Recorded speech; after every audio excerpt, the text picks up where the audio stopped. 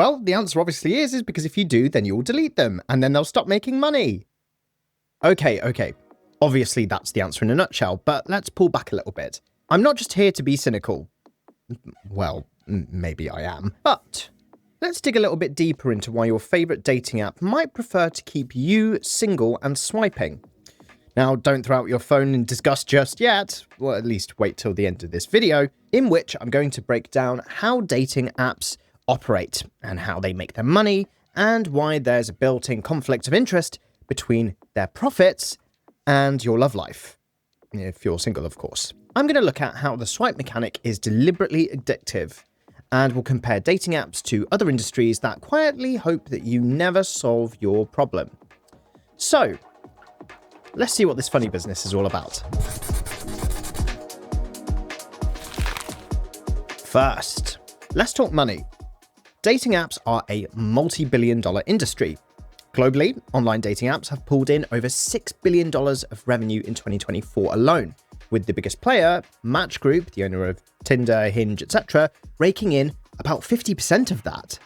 So, where does all that money come from? In one word, you. Or more specifically, your attention and your wallet. Dating apps primarily monetize in a few different ways, so let's go through them. We'll start with subscriptions. Most apps offer premium plans, so Tinder Plus, Tinder Gold, Platinum. They might release Adamantium next. And then you've got things like Bumble Boost or Bumble Premium, Hinge Preferred, etc. These give paying users perks like unlimited swipes, the ability to see who liked you, extra super likes or roses, and other supposed advantages. But the prices can be steep, up to £69.99 a month in some apps, which is about $85 for the top tiers. So yeah, people are paying expensive gym membership money for the privilege of swiping more or feeling slightly less invisible. Fun fact, about 1 in 4 dating app users in the UK pays for some premium dating app service, which collectively generates about £150 million just here in the UK alone. Worldwide, roughly 350 million people use dating apps, but only around 25 million of those pay for subscriptions. And those paying customers are the goldmine that these dating apps bank on. Next up, we've got a la carte features. So even if you don't go for a monthly subscription, the apps will gladly sell you one-off boosts and perks.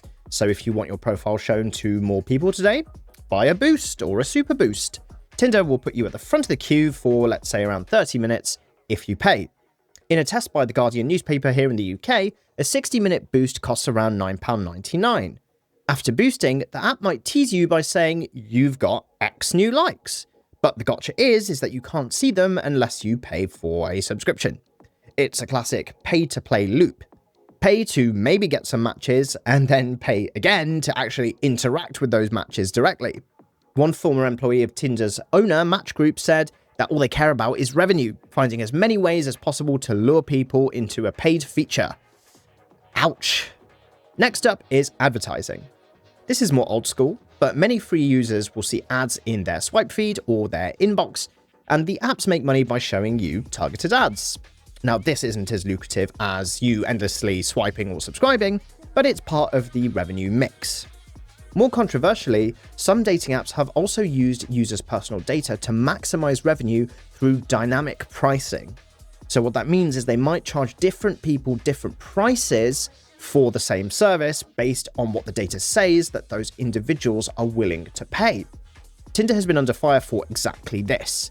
An investigation by the Mozilla Foundation, those are the ones that make the Firefox browser, found that Tinder was using users' personal data like age and other factors to charge some people up to 5 times more than others for the same Tinder Plus subscription. In their study, older users in particular were getting the short end of the stick.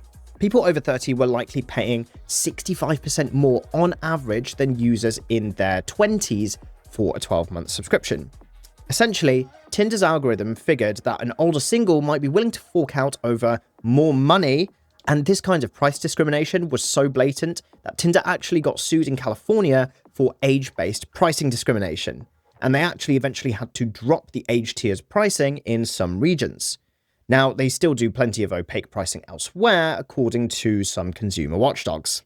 So, basically, dating apps run on a freemium model. They hook you with free use, but then they nudge you to pay a little bit more for visibility or faster results. It's the same model as many mobile games. Free to play, but frustrating enough that you'll consider buying coins or gems, or in this case a boost or a premium plan, to level up. And speaking of games, let's look at the swipe mechanics and the desirability score.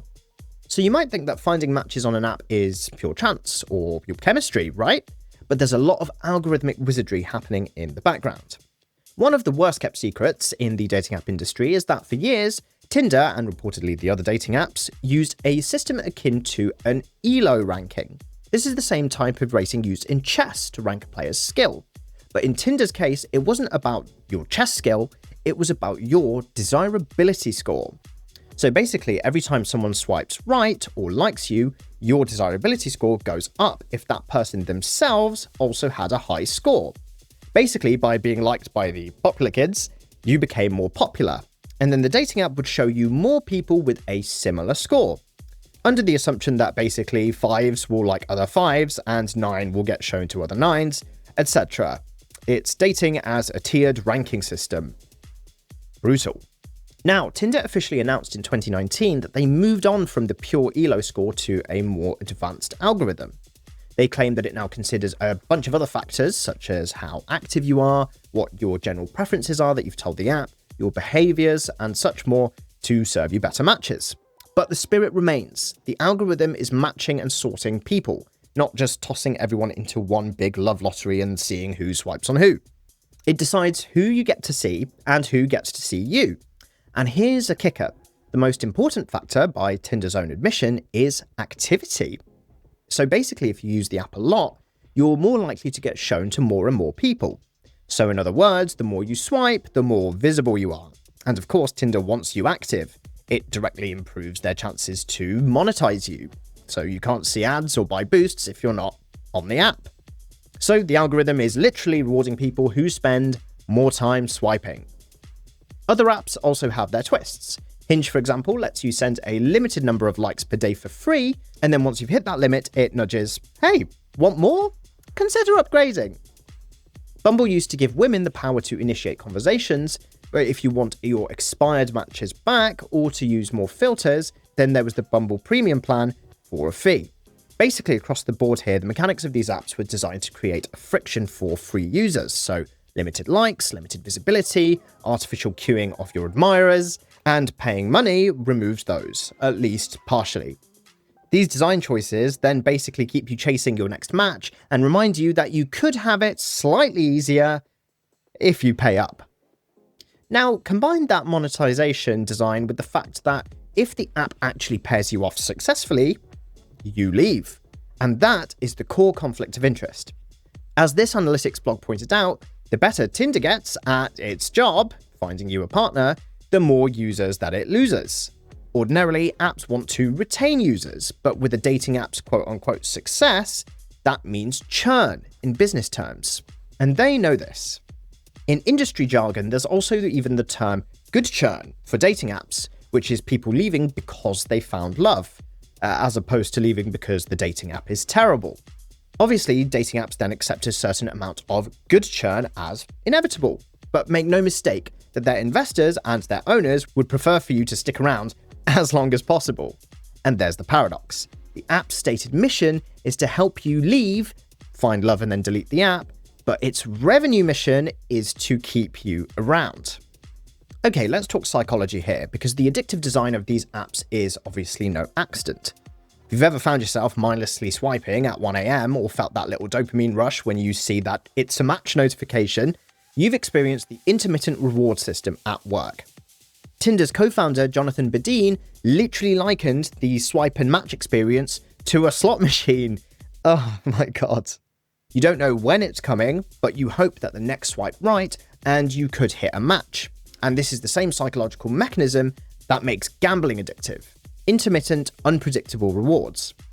Badeen noted that having unpredictable yet frequent rewards is one of the best ways to motivate someone to keep going. In other words, not getting a match every time, but just often enough, will keep you hooked. And this brings us to another psychological hook, the illusion of limitless options. Dating apps present what feels like an endless buffet of potential partners, And that sounds great, but that also creates a paradox and creates a constant feeling that maybe you shouldn't settle, because who knows, someone even better might be just one swipe away.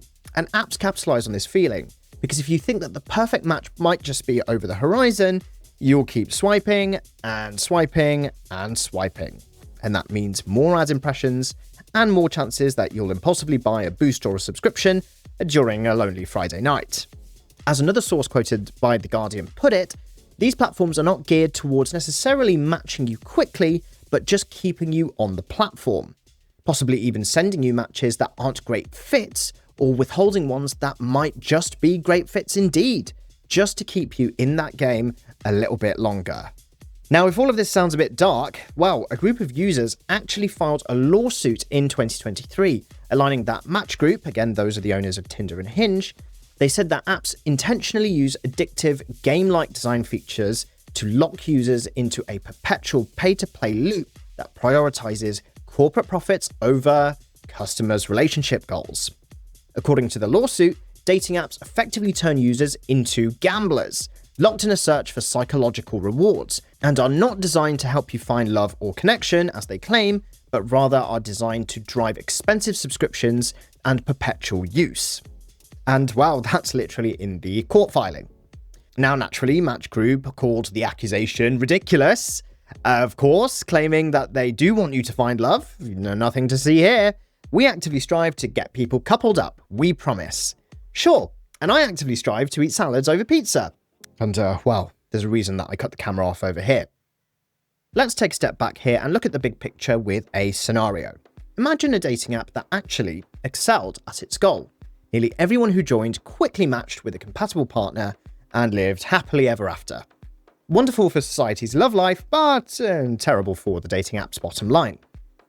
They'd run out of customers in months, and their subscription revenue would then obviously nosedive. And that's the fundamental incentive problem. So, what do? Consciously or not, they build systems that give you just enough hope to keep you coming back. The app's basically built to keep you almost finding love, tantalizingly close, but not quite there. You might get some matches, maybe some chats, you might go on a few dates, but then if you pair off permanently, that's you gone from their active user count. So the house gives themselves that slight edge. Take Hinge, for example. Their marketing proudly says, designed to be deleted, implying it's the relationship app for serious daters. Now, cute slogan, and Hinge is of course also owned by Match Group, which of course would love to poach users from the more hookup apps, from their own app to their own other app.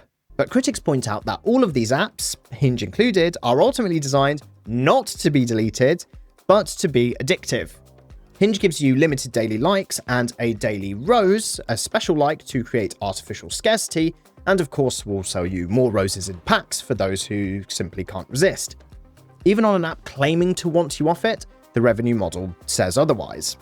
A former CEO of a dating app might swear up and down that their dream is to go out of business because everyone found love, yet here we still are with millions still swiping and the industry making more money than ever. An Observer investigation likened the dating app extras to gambling products and found that users can spend hundreds of pounds a year chasing matches. One person that they interviewed even felt that the algorithm was breaking down users psychologically, giving intentionally bad matches that made no sense and that eroded their self-esteem. So you start thinking, oh, maybe I need to change myself or pay for an upgrade. It's diabolical, right? Frustrate the users just enough to open their wallet for another spin of the wheel or another swipe of the screen. All the while, the app can claim, hey, we're giving you opportunities. You just haven't found the one yet. And yet is their best friend. People keep believing that yet will eventually turn into a yes with enough time and maybe a premium account.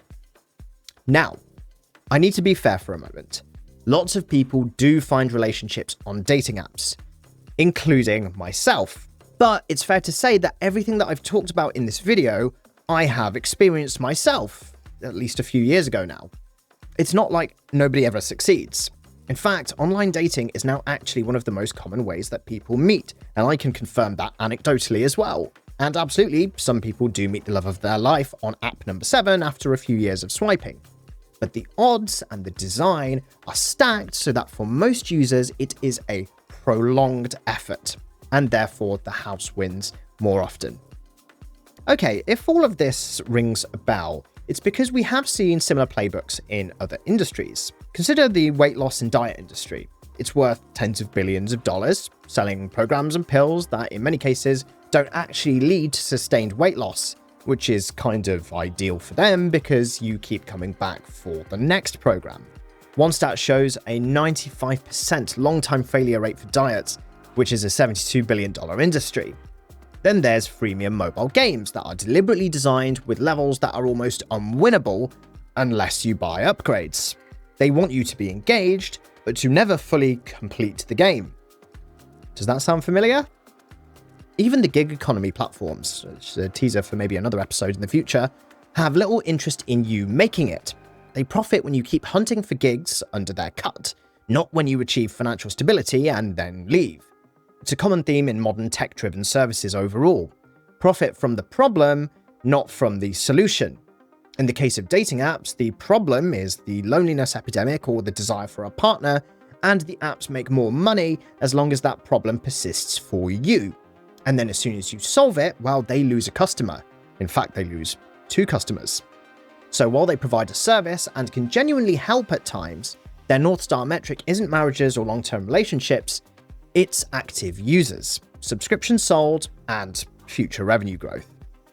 It's darkly amusing, isn't it? The very thing that we signed up for, which is to find love, is at odds with the app's need to turn a profit. For dating apps, heartbreak pays. They want you optimistic enough to stay on, but still single enough to also stay on. So, what have we learned today, class? Dating apps are built to keep you single, but hopeful.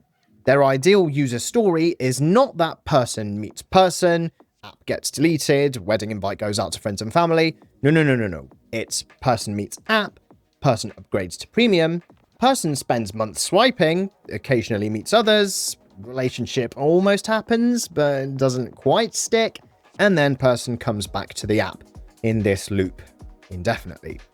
And the longer that this loop or cycle goes, the better obviously for their business. So every swipe you make, every ad you see, and every boost you buy is then more money in their pocket as a result.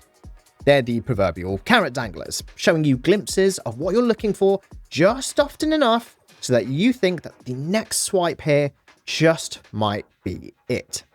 Now, does this mean dating apps are evil and you should never touch them? No, of course not. Not necessarily. Like I said, it worked for me and it's worked for loads of people that I know. So they provide a service that clearly people want. And of course, not everyone is doomed to swipe purgatory, but go in with your eyes open. Basically, just realize that the app's goal, which is to keep you swiping, might not align with your goal, which is to delete this thing forever. And that awareness can help you use the apps a little bit more mindfully, like setting your own limits, not falling for every flashy paid feature, and remembering to actually meet people in real life when you can, and if it's safe to do so, because the app certainly won't encourage you to log off. In the end, the phrase designed to be deleted is a little bit more of a marketing spin than what reality might really be.